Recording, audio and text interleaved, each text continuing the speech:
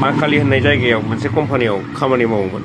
दा खामानि मावफुनाय समाव डिउटि समावनो बिथांनि सोरबा सिनाय मोनै दुथाङा बिथांखौ गोब्राब बुनानै गालाङो। थ' दिनै दिनखौ ओरैबायदि माने हास्रि हुस्रि मोन्दों आरो जेबो इन्टारेस्ट गैयि बायदि मोन्दों। आरो फुजानि सिजोन नालाय दा लोखि फुजा सोलिगासिनो दङ। ओमफ्राय नैबे समाव नैबे जायगायाव मोसौ खायो नालाय बिराद गुवार जायगा दं बेयाव खासिबारि माने थुरिबारि आरो। ओमफ्राय मोसौ दै दौथ'थ' मोसौ दोस्लायथ'थ' फैदों। ओमफ्राय बे समावनो नोंथांमोननि गेजेराव मोनसे दुखुनांथाव आपडेट नोंथांमोननो होनो नागिरदों बा शेयार खालामनो नागिरदों आरो। मोनसे जाथाय जादों जोंनि बर'निनो बर' सुबुङानो जाय गुबुन जायगायाव खामानि मावनो थाहैनानै बेंगालराव खामानि मावनो थाहैदोंमोन। थ' थारैनो नोंथांमोना सोरबा नुदों जानांगौ। जुदि नोंथांमोना नुवाखैब्ला नैबे भिडिअखौ जोबजासिम नायलां। आं गासैखौबो नोंथांमोननो फोरमायजोबगोन आरो नोंथांमोना बुजिनो मोनगोन। सोरबाफोर नैबे जाथायखौ नुनानै एसे दुखु मोन्दों गोसोआव, माने बिराद दुखु मोन्दों आरो। एसेल' नङा गोबां दुखु मोन्दों आरो बेफोरबायदि जाथाया बिराद जाबोगासिनो दङ। साननैसो सिगाङावबो आं दान मोनसेबो जाजोबाखै आं नोंथांमोननि गेजेराव मोनसे जोबोद दुखुनांथाव आपडेट होखादोंमोन बा मोनसे माने रादाब होदोंमोन नोंथांमोननि गेजेराव दुखुनांथाव। आरो थांनाय साननैसो सिगां नैबे दुर्गा फुजानि समावनो आसामनिनो गासै 9 जन माने सुबुंफोरा डिमा हासावनि 7 आरो कार्बि आंलंनि 4 माने चेन्नाइआव मोनसे टार्मानेल पावार प्रजेक्टनि मोनसे खामानि सोलिबाय थादों। बेवहाय माने प्लान सोलिबाय थानायाव खामानि मावनायाव हरखाबैनो लहाया गोलैसिननानै 9 जन एखेबारे जिउ जोबनो गोनां जाबाय आरो। आसामनिनो जोबोद दुखु गोनां जादोंमोन दाख्लै जाथाया। थारैनो नोंथांमोना बे जाथायखौबो मिथिखादों जानांगौ।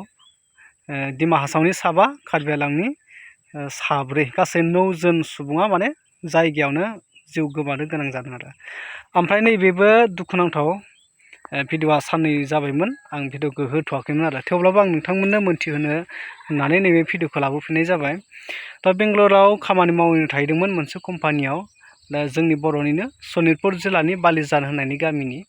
ओमफ्राय बिथांखौ खामानि मावबाय थानाय समावनो सोरबा दुथाङा माने गाज्रि रोखोमै बुना गालांदों आरो। दा बेखौ नुनानै बेंगालर बड' वेलफेयार एस'सिएशन मोनसे गौथुम दङ जोंनि बर'निनो, बिराद मोजां गौथुम। बिथांमोना गोबां माने सापर्ट खालामो जायफोरा बाहेरायाव खामानि मावनो थाहैग्राफोर, सोरबा न' गारनानै थाहैनायफोर, लामा आन्दायनायफोर, बिथांमोननि थाखाय जोबोद माने हेफाजाब होयो, बिराद मोजां खामानि मावो। दा बिथांमोना बैखौ माने लाना थांबाय हस्पिटालाव भर्ति खालामहैनानै दा जाय जाथायखौ खालामनाय बैनि सायावबो बिथांमोना संदाननायनि मोनसे पुलिस रिपर्टबो होबाय अलरेडि। थ' नोंथांमोना नैबे ससे भिडिअ क्लिपखौ नायग्रो। नैबे सावगारियाव नुनाय लाइमोना सन्जय बर', गामि बालिजान, डिस्ट्रिक्ट सनितपुर। बिथाङा नेलमांगलानि मा खालि होननाय जायगायाव मोनसे कम्पानियाव खामानि मावोमोन।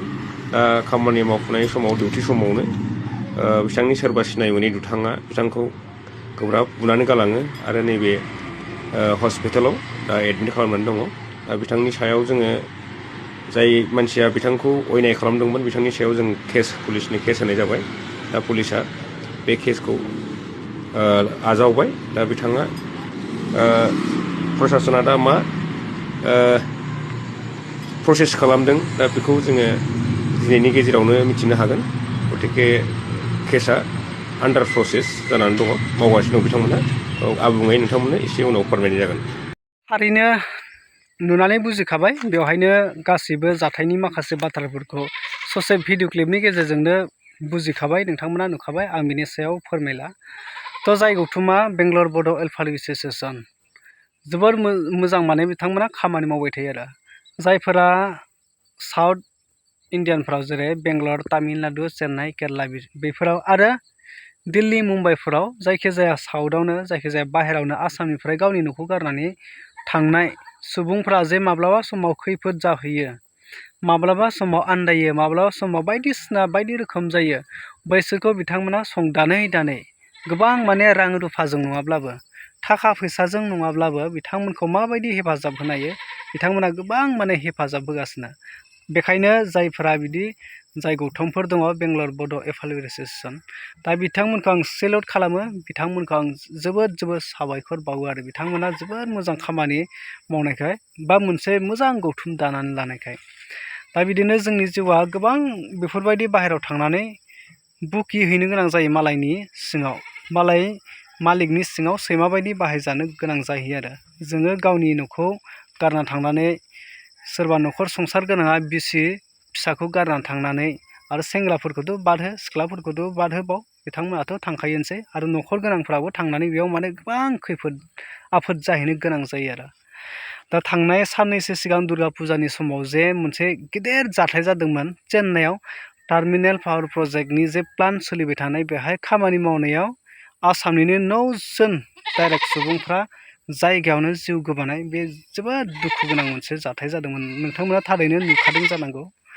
दा बेफोरबायदि माने गोबां जाहैयो आरो दा नैबे दुखुनांथाव आपडेटखौनो होबाय बिनि सायाव आं बांद्राय बाथ्रा बुंनो सानाखै जायफ्रा दिनै बाहेरायाव खामानि मावनो थायो बा जायफोरा माने न'खर खुंनो थाखाय रां रुफा आंखालखौ सुफुंनो थाखाय बाहेरायाव खामानि मावनो थायो नोंथांमोना एसे सांग्रां जानानै था गावजों गाव हेफाजाब होलाय लोगोजों लोगो ज' थांनानै ज' फैफिन ज' था आरो मोजां हसिया था मालायनि जेफोराव मालायनि फानजारियाव दा गोग्लै खैफोदजों दा भुगिनांथों दा नोंथांमोननिसिम खावलायहरनाय थाबाय नोंथांमोननि जिउआ माने मोजां रैखा जानांगौ जोंनि बर' हारिनि लाइमोनफोरानो जा जायखिजाया सुबुङानो जा बर' हारिनि सुबुंफोरनि जिउआ रैखाथि गोनां जानांगौ जोबोर मोजां गोनां जानांगौ आरो बाहेरायाव थांनानै बैसोरनिफ्राय मोजां खामानि मावनानै मोजां फिथाइखौ न' फारसे लाबोनो हानाय जानांगौ आरो दा बेनोसै खावलायनाया नोंथांमोना बेनि सायाव मा फोरमायनो सानो कमेन्ट सेक्सनाव थांनानै फोरमायदो जे जाथाया जाबाय बे माने जोबोद दुखु गोनां बेफोरबायदि जाथाय नुयोब्ला